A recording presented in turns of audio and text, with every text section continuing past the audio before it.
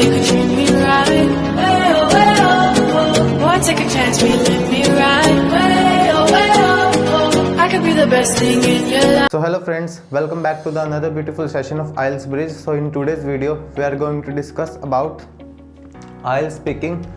So previous video में हमने बात की थी about the IELTS reading, writing and your listening part. So जो last module है we have IELTS speaking is our last module. So let's start the video. First of all, your IELTS speaking is what is IELTS speaking? The IELTS speaking जो आपका होता है it's a one-to-one interaction between the invigilator and your examiner. जो आपका candidate होता है exam देता है उसके साथ इन्विजिलेटर का एक वन टू वन इंटरेक्शन होता है in your IELTS examination. Okay, so उसमें क्या होता है, this is just a common conversation होती है. no need to take tension of it. It's just a common conversation between the examiner.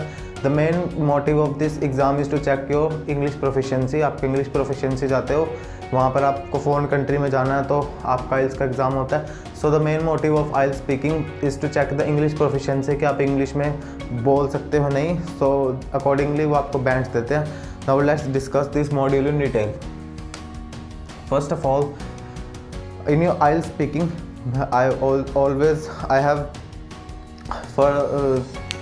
have also discussed in the previous videos कि जो आपका IELTS का स्पीकिंग का एग्ज़ाम होता है it can be either on the same day which is rarely, but जो आपका exam होता है वो आपका 1 to 2 days before और 1 to 2 days after आपका कंडक्ट हो जाता है आपका IELTS का examination.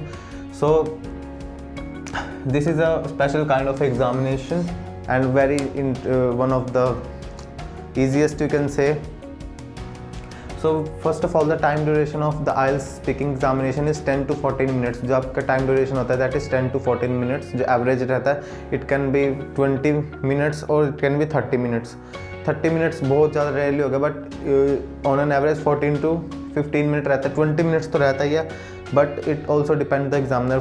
Let me tell you the whole story कि जब आप अपना IELTS का एग्ज़ाम फिल करते हैं तो आपको एक ये इस IELTS का स्पीकिंग का एग्ज़ाम होटल्स में होता है. वो मॉर्निंग से लेकर इवनिंग तक रहता है, तो आपको कोई भी स्लॉट मिल सकता है. For example you will go in the morning, तो आपका जो एग्जामिनेशन है वो it can go up to 20 minutes. It depends upon the examiner, but the average time duration is 10 to 14 minutes. 20 minutes से बहुत ज़्यादा नहीं होता, रेयरली किसी केस में होता है. सो this is about the time duration. Now let's talk about the format of IELTS speaking. In your IELTS speaking there are 3 parts. First is introduction. What is introduction? Introduction में आपका क्या होता है कि एग्जामिनर आपसे पर्सनल क्वेश्चंस पूछता है आपके लाइफ से related. For example what's your name and what's your home town, blah blah blah, this kind of questions जो आपको इंट्रोडक्शन में पूछे जाते हैं. कॉमन टाइप के क्वेश्चन होते हैं. Which type of family you belong, मतलब कुछ इसमें you don't have to cram anything, you have to just be natural and your exam will be fine. So आपसे इंट्रोडक्शन में क्या होता है, आपसे पर्सनल क्वेश्चन पूछेगा and he will ask any random of the topic. वो topics कहाँ पे होता है, आपके पास एक PDF होता है, मक्कड़ का PDF होता है, उसमें सब कुछ टॉपिक्स ये होता है. वहीं से आपका जो मेनली एग्जाम है वहाँ से पूछा जाता है. तो for example the topic can be book, do you like book. So this are topic can be anything, book, pencil, वो सब आपको PDF में गिवन होता है. So before applying to the examination you have to go through the PDF. आपको उसमें आपका introduction part होता है और इसमें आपसे जो क्वेश्चन होते हैं these are concise type of question. तो आपको इसको प्रिसाइज वे में आंसर देना है. इसके आंसर्स आपका जो लिमिट होती है दैट इज़ 2 to 4 लाइन्स में आपको आंसर इसका करना है. 2 to 4 lines are enough to answer your introduction question. So we have clear with introduction. Now second is cue card. What is a cue card? So cue card आप इसके बाद होता है आपका क्यू कार्ड. इंट्रोडक्शन में आपसे जो question हो सकते हैं दिस कैन बी 4 to 7 आपके एवरेज रहते हैं. इट कैन बी 10, पर मैं एवरेज बताऊं तो 4 to 7 आपके क्वेश्चंस रहते हैं आपके इंट्रोडक्शन के पार्ट में आपसे जो पूछता है एग्जामिनर. इट कैन गो 10-12 भी हो सकते हैं, बट एवरेज की बात करते हैं इतने क्वेश्चन एग्जामिनर पूछ ही लेता है. Now second part is cue card. So what is a cue card? Q card में क्या होता है आपका कि आपको 1 मिनट के लिए एक टॉपिक दिया जाता है, उसके लिए 1 मिनट आपको मिलता है प्रेपरेशन के लिए प्लस 2 मिनट तक आपको उसके ऊपर बोलना होता है। You have to speak for 2 minutes. So आपको इंट्रोडक्शन आपके क्यू कार्ड में क्या होता है कि एग्जामिनर आपको एक रैंडम टॉपिक दे देगा and you will get 1 minute to prepare that topic. आपको 1 मिनट मिलेगा प्रिपेयर टॉपिक करने के लिए and you have to speak for the 2 minutes.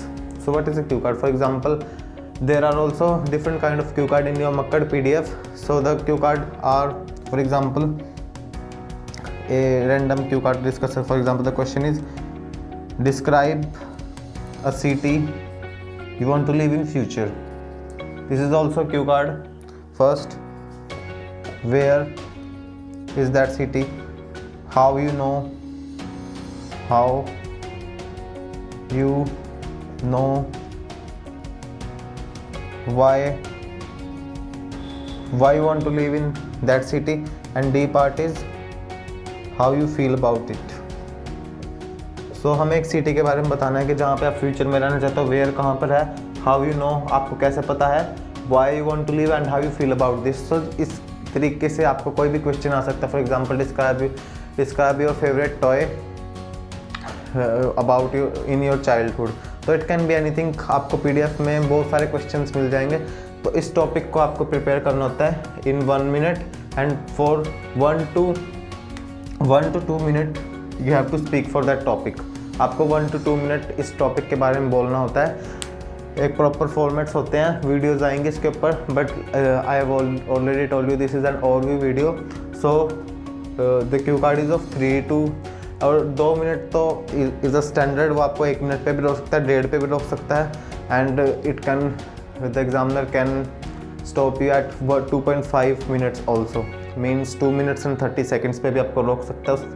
पर आपको जब तक नहीं रुकना है, जब तक आपको एग्जामिनर स्टॉप ना कि एग्जामिनर आपको अपने आप स्टॉप कर देगा। 1 मिनट तक तो ही एग्जामिनर आपसे बुलवाएगा। So be ready for 1 minute. So this is your cue card, you have to prepare the topic. एक प्रॉपर फॉर्मेट होता है, वीडियोज़ आएंगी। I have already told you this is just an overview. So next is your follow-ups. Now what are the follow-ups? Follow-ups में क्या होता है कि जैसे आपने जो भी आपने क्यू कार्ड में टॉपिक बोला है उससे रिलेटेड आपसे क्रॉस क्वेश्चंस पूछे जाएंगे and for example the topic was in the cue card describe a city why you want to live in the which you want to live in the future. So हमारा topic था एक ऐसी city के बारे में बताओ तो जिससे कि आप फ्यूचर में रहना चाहते हो। तो उसके क्रॉस क्वेश्चन या फॉलोअप्स क्या हो सकते हैं? Why many people are migrating to cities. देखो इससे रिलेटेड ही है ना फॉलोअप हमारा। तो जो फॉलोअप्स होते हैं आपके, जो आपके या क्रॉस क्वेश्चंस भी कहते हैं उनको, तो आपके उनसे रिलेटेड होता है। जो आपसे क्यू कार्ड में जो आपसे टॉपिक पूछा जाता है उनसे रिलेटेड ही आपको क्रॉस क्वेश्चंस पूछे जाते हैं। और जो इसमें भी आपको 4 to 7 भी पूछ सकते हैं और मैक्सिमम भी पूछ सकते हैं। एवरेज 4 to 7 आपकी रहती है फॉलोअप्स में। तो इसके जो लाइंस के आंसर होता है दैट इज़ ऑल्सो आपसे 4 to 7 लाइंस में आपको आंसर करना होता है। मिनिमम आपकी 4 लाइंस होनी चाहिए इसमें और 7 to 8 लाइंस तक आप जा सकते हो क्योंकि ये थोड़े एक्सप्लेनेशन आंसर्स होते हैं, एलैंगुएटेड आंसर्स होते हैं। तो आपको इसमें थोड़ा सा ज़्यादा बताना होता है। सो वी हैव इंट्रोडक्शन में आपके इंट्रोडक्शन एक बार शुरू से रिवाइज कर लेते हैं। इंट्रोडक्शन में क्या होता है? 3 पार्ट्स होते हैं। First part is introduction. Introduction में क्या होता है? आपसे पर्सनल क्वेश्चन पूछेगा नेम वगैरह के एंड उसके बाद आपसे क्या पूछेगा? आपसे एक टॉपिक के बारे में पूछेगा। The topic can be anything. वो आपका PDF में है, मक्कड़ का PDF है, आपको ईजिली अवेलेबल हो जाएगा। एंड क्यू कार्ड में आपको टॉपिक दिया जाएगा, उसके लिए आपको 1 minute for the preparation and 1 से 2 मिनट तक आपको बोलना पड़ेगा उसके ऊपर।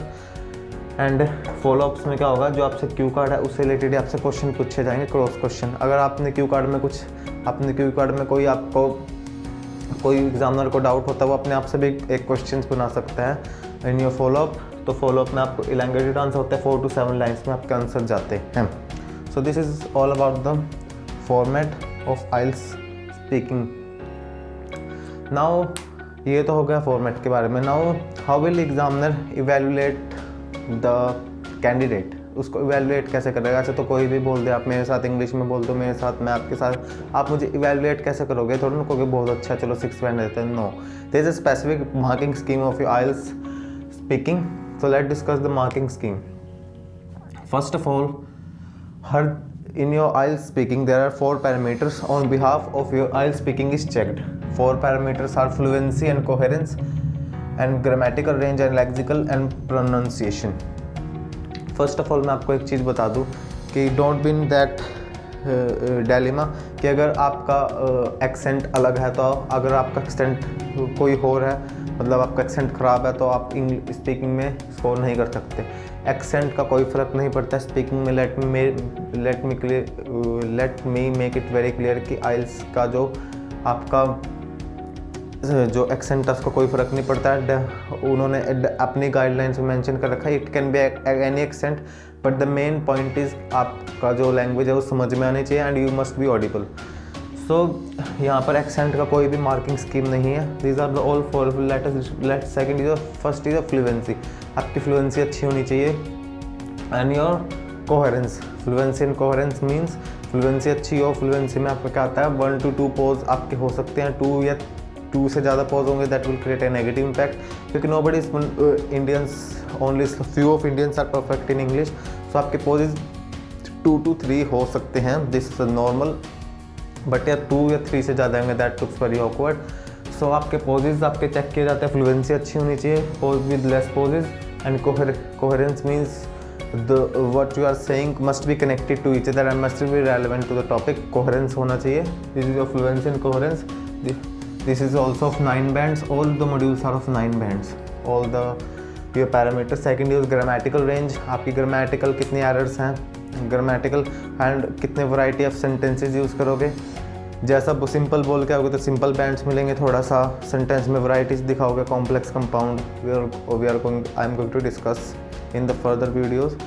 तो आपको क्या बोलना है, सिंपल नहीं बोलना, थोड़ा सा सेंटेंस की वैरायटी भी दिखाना है and you have to use the lex grammatical errors. Okay, so next your lexical resource. The type of vocab you are using in your IELTS speaking. Vocab आपकी अच्छी होनी चाहिए। Don't be in that dilemma कि अगर आप high vocab use करके आओगे you are going to get the high bands in IELTS speaking.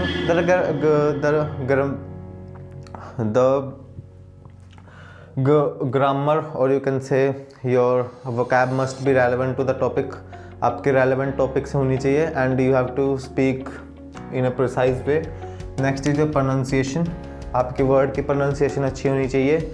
बस जो आपकी pronunciation है that must be audible and it must be correct pronunciation.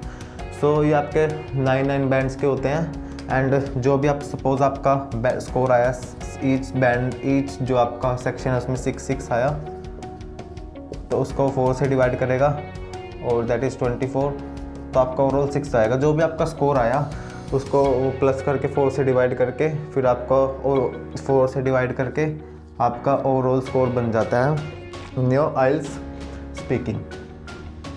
सो ये थे हमारे 4 पैरामीटर। इनके बिहाफ पे आपके आइल्स की राइटिंग चेक हो, आइल्स की जो स्पीकिंग होती है वो इवेलुएट करता है एंड मेक श्योर जब भी आप आपका आइल्स का एग्ज़ाम दें तो you must be audible to the examiner.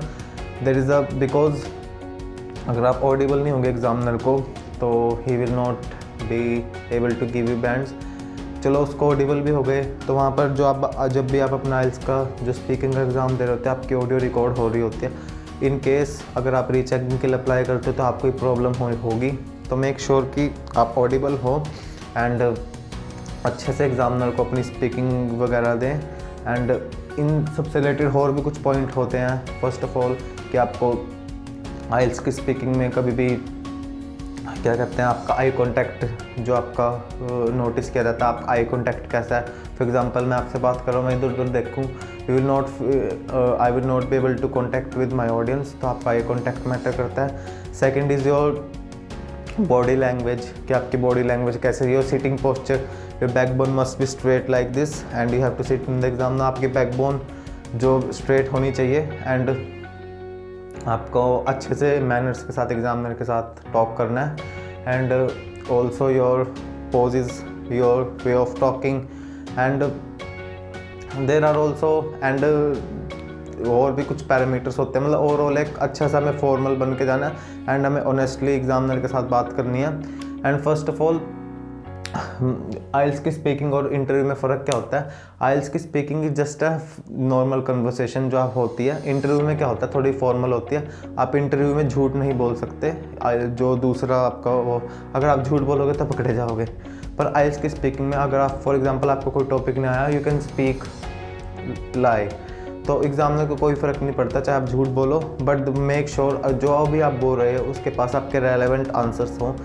तो बस आपको कुछ बोलते रहना, बिल्कुल भी चुप नहीं, आपको टॉपिक नहीं आता आप कुछ भी बोल दीजिए, that must be relevant to the topic. So यही फ़र्क होता है हमारा आइल्स की स्पीकिंग में और आइल्स के जो हमारा नॉर्मल इंटरव्यू होता है। आप झूठ बोल सकते हो। The main motive the examiner is to check your English proficiency. उसको भी पता है कि एग्ज़ाम हमारा इसलिए कंडक्ट होता है, this is not a tell truth और lie, it's just to check the English proficiency of the candidate. So you can speak if you don't know anything about the topic, you can speak anything, but that must be relevant to the topic. और भी हम discuss करेंगे, proper lectures आएंगे हमारे पास। तो this is the end of our aisles overview videos. So अब हमारे जो अगले जो सेशंस होंगे, पहले मैं स्पीकिंग से स्टार्ट करूँगा क्योंकि मोस्ट ऑफ द ऑडियंस कह रहे हैं कि क्यू कार्ड में दिक्कत आ रही है, you know they are facing lot of problems. तो नेक्स्ट वीडियो से हम जो आइल्स के स्पीकिंग के क्यू कार्ड्स को मैं फिनिश कराऊंगा। एक एक क्यू कार्ड यहाँ पे मैं डिस्कस कराऊंगा, उसके आइडियाज़ बताऊंगा और उसके फॉलोअप्स करेंगे। आइल्स का स्पीकिंग का हमारा पूरा कोर्स कंप्लीट होता ही फिर मैं आइल्स की राइटिंग पे जाऊँगा, देन आइल्स की रीडिंग एंड देन आपकी लिसनिंग। तो हम थोड़ा सा बैकवर्ड चलेंगे क्योंकि उल्टे से चलेंगे, क्योंकि ऑडियंस के हिसाब से मुझे चलना पड़ेगा। तो ऑडियंस कह रही है कि सबसे पहले आइल्स की स्पीकिंग के हमारे लेक्चर्स चाहिए, तो आइल्स की स्पीकिंग को कंटिन्यू करते हैं। तो नेक्स्ट वीडियो से मैं नंबर 1 क्यू कार्ड से स्टार्ट करूंगा and I will tell you the how to make the strategy of IELTS cue card. So hope कि आपको this is all about IELTS speaking. Hope कि आपको वीडियो पसंद आई होगी।